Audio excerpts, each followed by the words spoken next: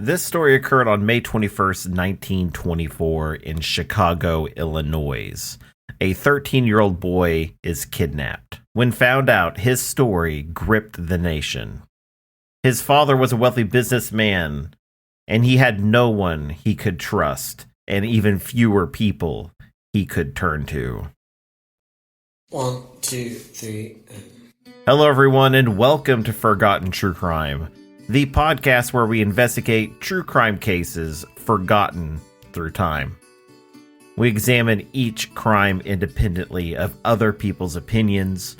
We search out prime sources through police records, witness statements, news reports, and much, much more. Please subscribe to the podcast so when we have new episodes, you will be the first to know. You can also check out our webpage at truecrime.blog. There we post each story and some of the reports we've gathered for each case. We have a Facebook page and a YouTube page as well. You can find us under Forgotten True Crime. These stories depict violent crimes of all types and may be a trigger for some listeners. Listener discretion is advised. On May 21st, 1924, Robert Franks and his friends are just now getting out of school. Now, these boys had made some plans. They were going to go to a local baseball field, and they were going to play a game. Robert, who knew the game well, he decided he was going to be the umpire for this game. This particular game ran a little long, so before the game was over, Robert decided it would be best for him to get home. He said bye to his friends, and then he went on his way. Now, we kind of know the route that Robert took because he was actually seen walking home by Mr. Walter Wilson. He was a school teacher at the school that Robert went to, and he was kind of Robert's mentor in a way. At home, Robert fails to actually show up. As the evening goes on, Miss Franks, Robert's mother, gets more and more worried about her son. Robert's father, Mr. Jacob Franks, calms her down and he reminds her that, Robert's a young boy, he's got lots of friends, and he's probably on his way home. It wasn't unheard of for Robert to be late to get home. This was something that they were dealing with and that they had dealt with in the past. Miss Franks wasn't out of line with being concerned. Her husband, Jacob, was a wealthy man. In Chicago, he was a pawnbroker who then became a real estate titan. And Miss Franks, whose full name is Flora Franks, had every right to worry because her family would be a target for anyone who wanted to make money off of them. As the night wore on, Mr. Franks became more and more worried for his son. He contacted his friend, Mr. Samuel Edelson, and they decided to get together and drive up to the school to see if Robert had been locked in or was ill. They didn't know where else to really go.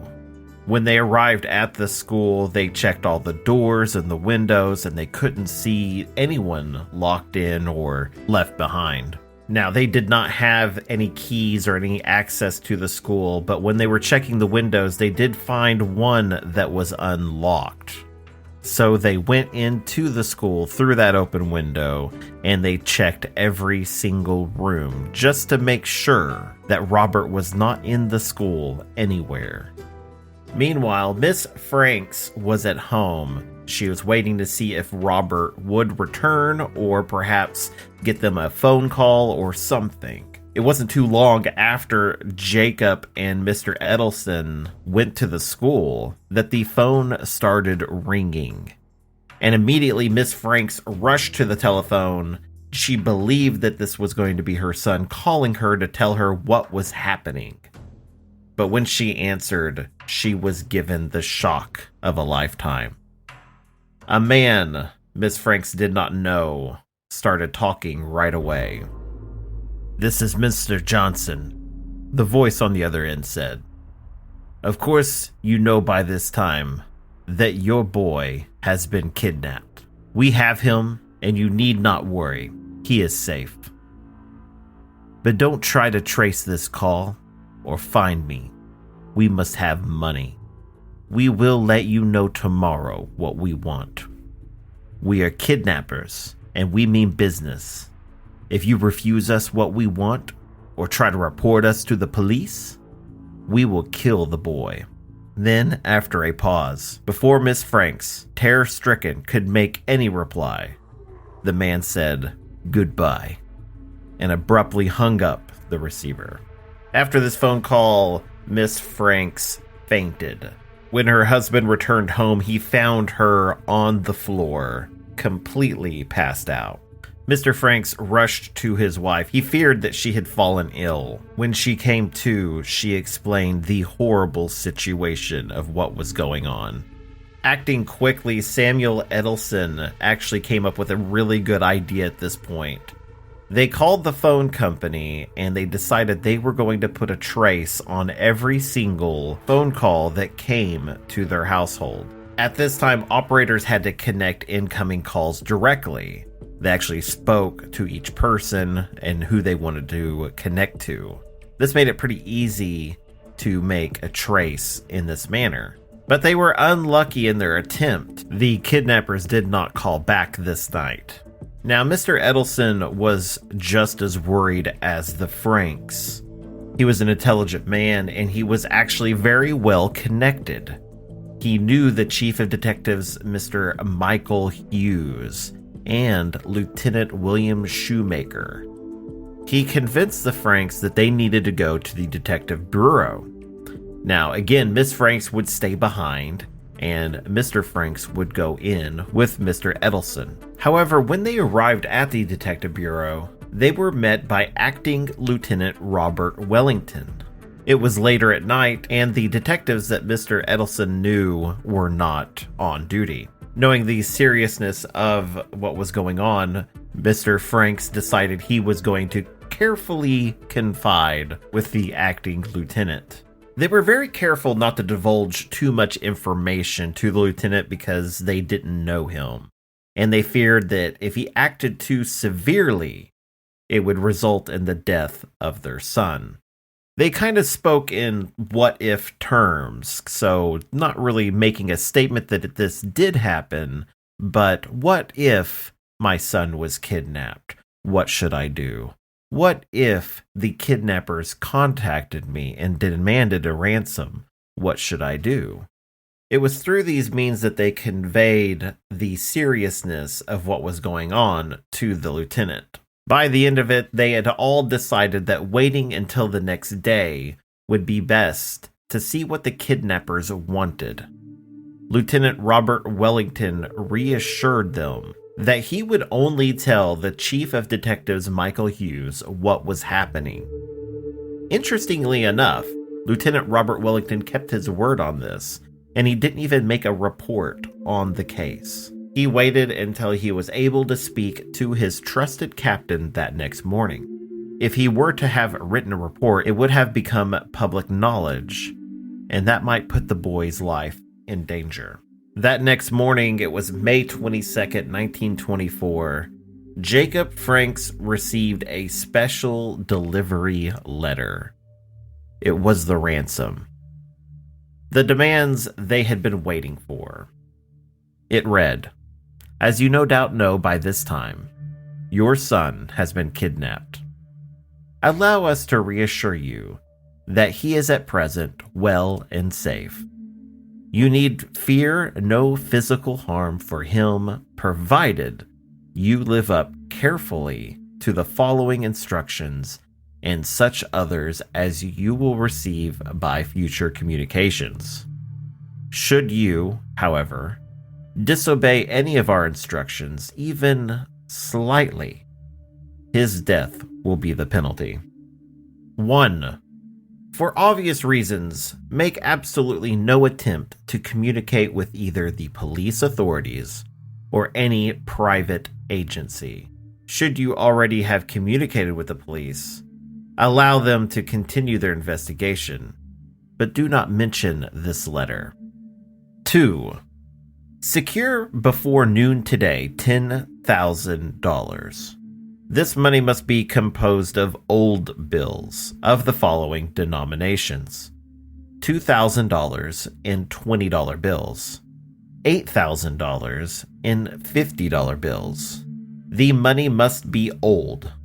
Any attempt to include new or marked bills will render the entire venture futile. 3.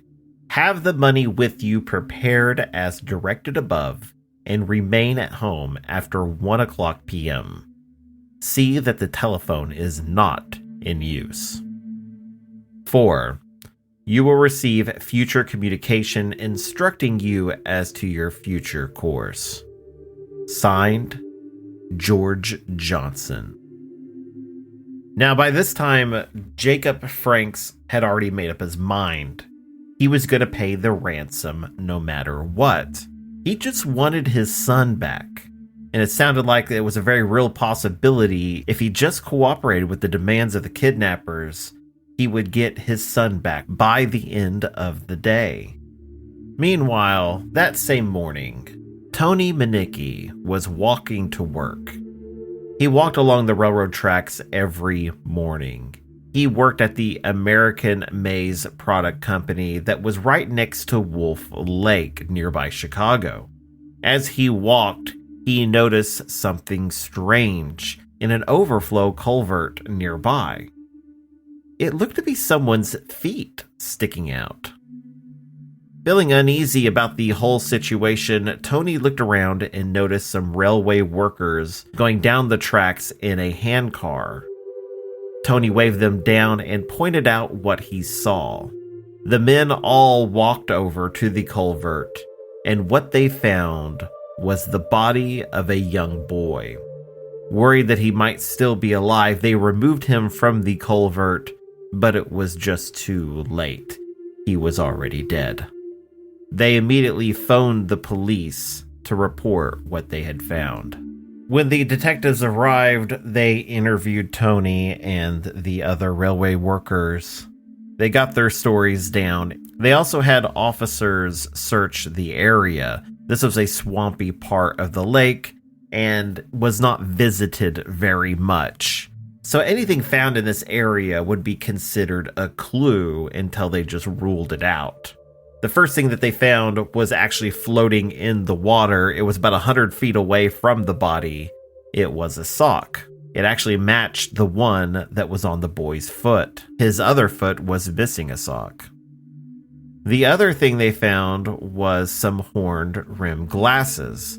They were around the same size as the boy's face, and they believed that they belonged to the boy, so they put them on his face. Officers began to comb the area for any witnesses. At this time, there were several homes that had a nice view of this stretch of railway, so officers went door to door to see if anyone had witnessed anything odd in the last day. There was only one man who had seen anything. He told the officers that previous night, he overheard 2 or 3 men talking out on the tracks. Their voices just kind of wafted through his open window while he was trying to sleep. Now, although he could not make out what they were saying, he could hear them out there trying to talk in hushed voices. He had gone to the window to see what was going on. It was odd that anyone would be down there at this time of night, but he couldn't see anyone. It was just too dark. At the same time all of this is going on, Mr. Franks is preparing to go to the bank to get the ransom money. Flora Franks was distraught and just so worried it just made her sick. Mr. Franks phoned a doctor to visit the house and attend to his wife while he was dealing with these other issues. Around the same time, Mr. Franks received a phone call from a family friend.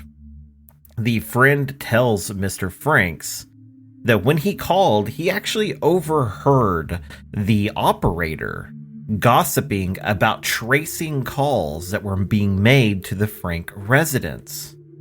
Mr. Franks swore his friend to secrecy and then called the operator. If his friend could find out about the trace in such a way, then the kidnappers would be able to find out as well. Mr. Franks thanked the operator for their hard work and told them to stop tracing all calls. Mr. Franks then went down to the bank. By this time, he had been up for over 24 hours straight. He was disheveled, tired, and just honestly broken. When he arrived at the bank, he told the teller that he intended to withdraw $10,000. When the teller reached for the till, he pulled out clean, crisp bills. Mr. Franks stopped the teller at once and told him he just wanted old, worn-out bills. The teller found this odd but complied with the request. He went into the back of the bank and shortly thereafter returned with $10,000 in old bills. When he arrived home, Mr. Franks waited for further instructions. According to Mr. Edelson's account of the time frame, Mr. Franks was very anxious and scared for his son. He called and confided in his brother and told him what was going on. When he got off the phone, it was only to clear the line because he just did not want to miss any incoming phone calls. But he had to wait quite a while for any calls to come. No phone calls came in until right around 3:15 in the afternoon. It again was the voice of Mr. Johnson. "I'm sending a yellow cab for you," the voice said. The man repeated his message, and then he told Mr. Franks to have the money with him, to get into the cab and go to a drugstore on 63rd Street. He gave another street, the intersection at which he said that the drugstore stood, but Mr. Franks, when the cab arrived, had already forgotten this information. The cab came in from a substation of the cab company on 47th Street on Cottage Grove Avenue. It had been ordered by phone as though it were ordered from the Franks' home. Mr. Franks began to panic at this point because he was very, very worried that he was going to get something wrong here. He forgot the cross street, and he feared that if he made any wrong moves, this could mean the death of his son. They told the cab to wait while they worked a few things out. The cab driver was actually Mr. Charles Robinson, and according to his story, he was told to wait. He waited, and then eventually somebody came out and paid him and said, "You're free to go." The reason they had the cab leave was because Mr. Franks received a phone call that changed everything. You see, since that morning when Mr. Franks had spoke to his brother and confided with him what was going on, his brother feared the worst. So he was keeping tabs on what was going on around Chicago. It wasn't long until the news broke about the young boy found in the culvert. Fearing that it might be his nephew, he drove down to the police station and informed the police that he might be able to identify the body of the young boy that was found earlier that day. When he was given permission to view the body, he positively identified it as his nephew, Robert Franks. It was then he had to make the very, very painful phone call to his brother and inform him that his son was dead. Now that authorities knew the identity of the murdered teen was Robert Franks, they were now able to better focus their efforts on the case. They questioned anyone and everyone that was around Robert's life. The first person that came to mind, not really as a killer, but as someone who might know who were around Robert, was Mr. Walter Wilson. He actually came and visited with the family after they had called him about the death of their son. When he visited with them, they asked if he had any guesses to what might have happened, and he simply put it that it must have been kidnappers after some quick cash. This was when he told them that he had seen Robert walking home after he had left the baseball game. They were both walking in the same general direction. Walter said that he became distracted by some flowers that were in a field, and he actually bent over to look at them. When he looked back up, Robert was no longer in front of him. He didn't know where he had went and didn't think anything of it at the time. Now that the detectives had the ransom letter, they noted that it was written by someone with a strong command of the English language. It was flawless in many ways. Detectives believe that it would have been easy for a school teacher to have written the letter, but much harder for would-be thieves. So detectives wanted to interview Walter Wilson for themselves. If this story was true and Mr. Wilson saw the victim after the baseball game, then so far, he was the last person to see Robert alive. Detectives interviewed Mr. Wilson for hours. He gave the same statements that he gave the Franks. He had nothing to do with it all. But one thing that caused detectives to suspect the teacher was that there was a time in the past when Mr. Wilson took the Franks' two boys to a park that was out of town.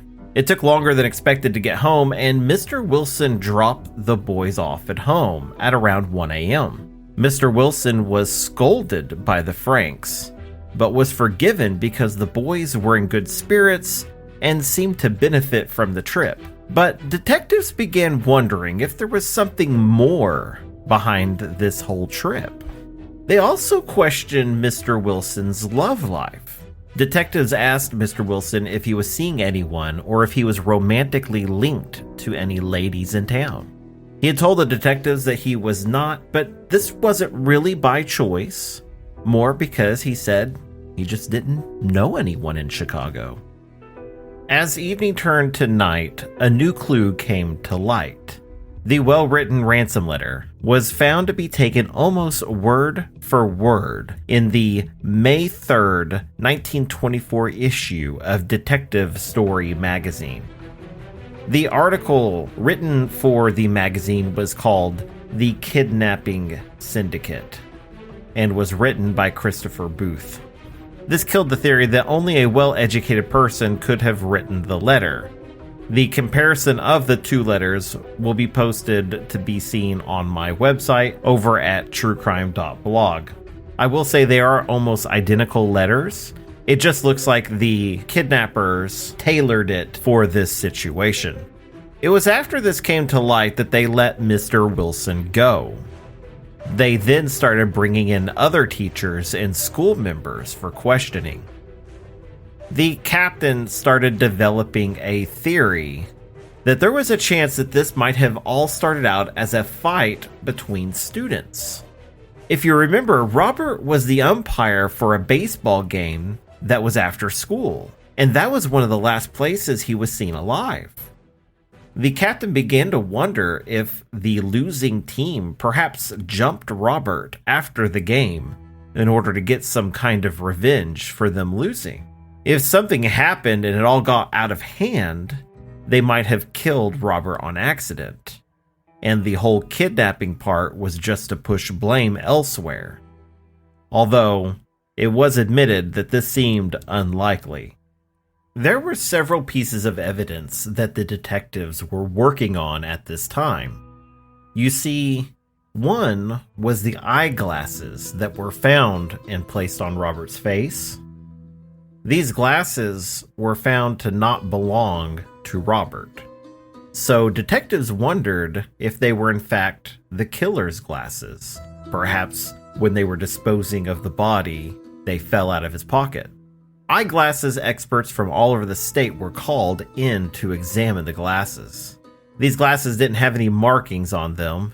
They were horned rim glasses, and really there was no way to trace them to an individual. But detectives were hoping they would at least give a clue to who they may be looking for, maybe someone's age or gender or something along those lines.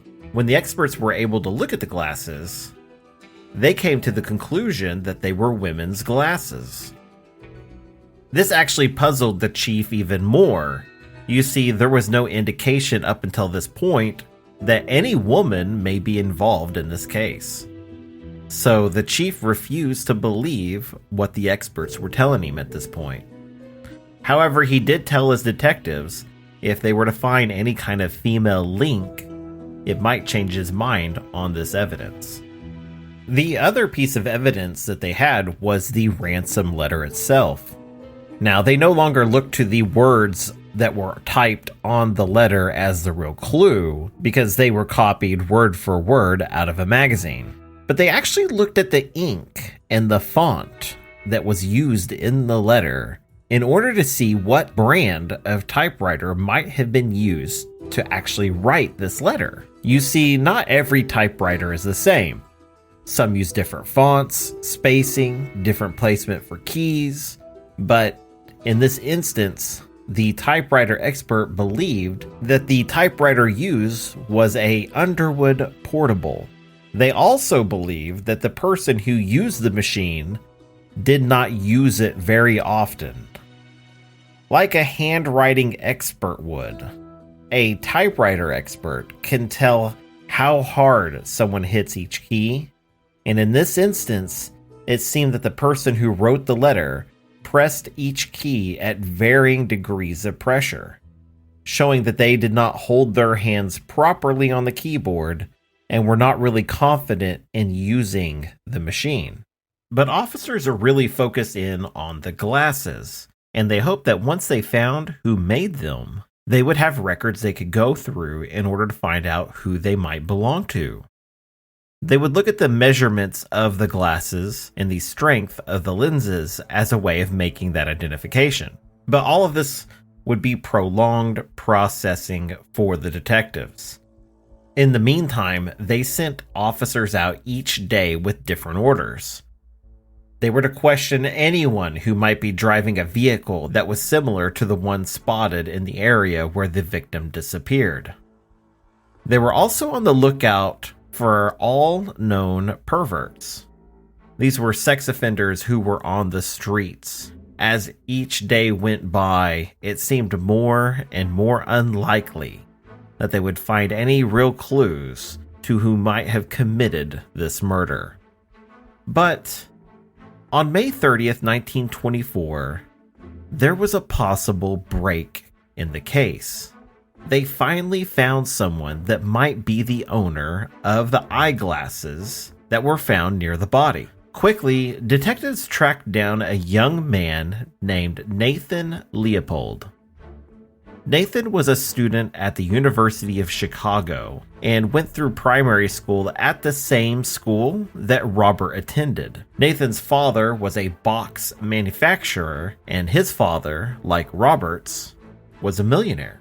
When questioned about the glasses, Leopold first said that they might be his, but later, after search of his home revealed the empty case into which they fitted, he then admitted that they were his own. He said he probably dropped them in a visit that was right around May 17th or May 18th to the swamp ground where the body was found. Nathan told detectives that he had been there about 50 times. He explained that it was one of his favorite places to study birds, a subject in which he was fascinated. In 1920, Nathan graduated from the same school that Robert was attending, and from all accounts, they didn't really know each other. Since then, Nathan attended law school at the University of Chicago. In addition, he took other special courses in sociology and doing research works in sex psychology. When questioned where he was on the day of the kidnapping, Nathan maintained that he was at Lincoln Park, which was on the other side of the city. He was studying bird habitats that day. He did tell the police that he did not go home after that point. He was actually accompanied by a friend, and they went to a party and picked up two girls. He took them for a ride in his automobile. Now, he declined to divulge the name of his friend until he had consulted his attorney, but he did not know the names of the girls, except they were called Helen and Edna.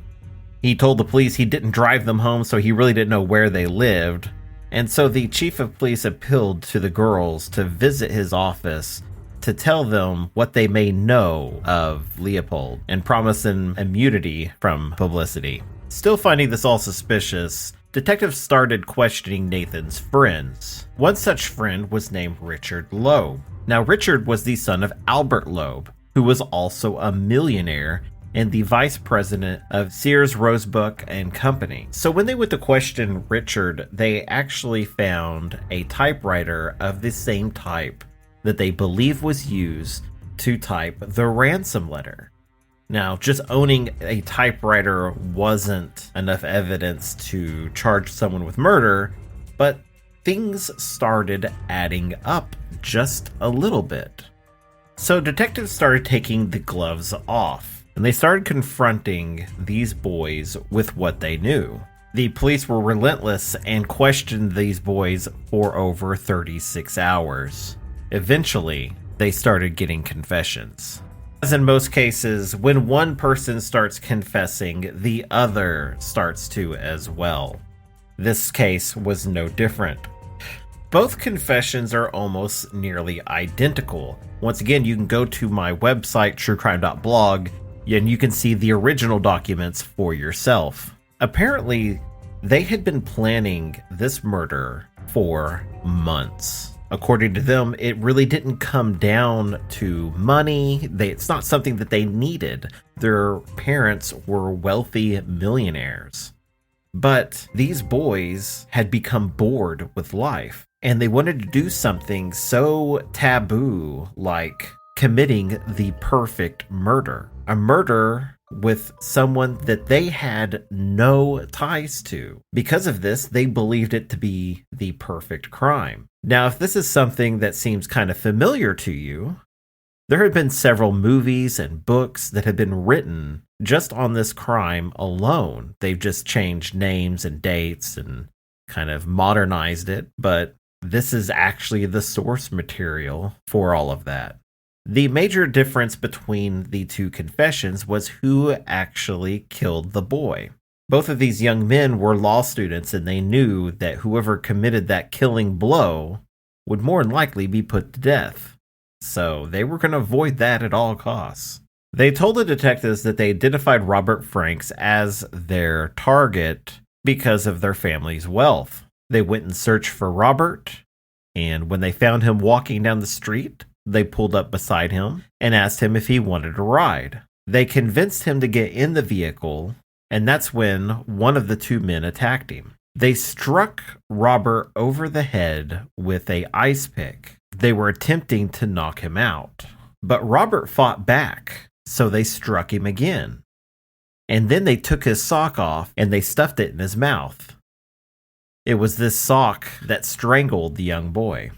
Now, despite not knowing who really committed the murder, both of these boys were going to be tried for it.